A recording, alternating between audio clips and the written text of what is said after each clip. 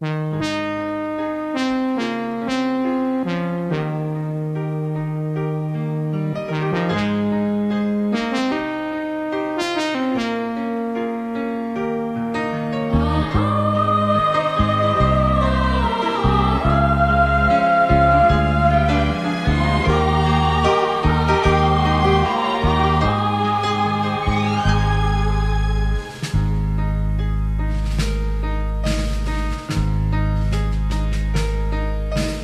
遥远的中南半岛，有几个小小的村落，有一群中国人在那里生活，流落的中华儿女，在别人的土地上日子难过，饱受战争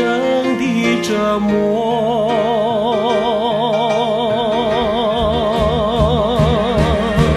关心他没死了，看我们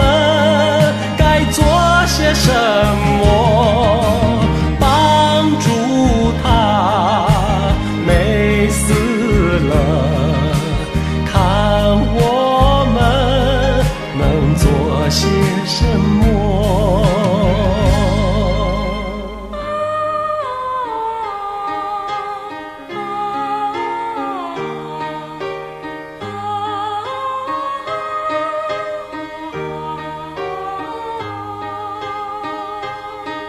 在遥远的中南半岛，有几个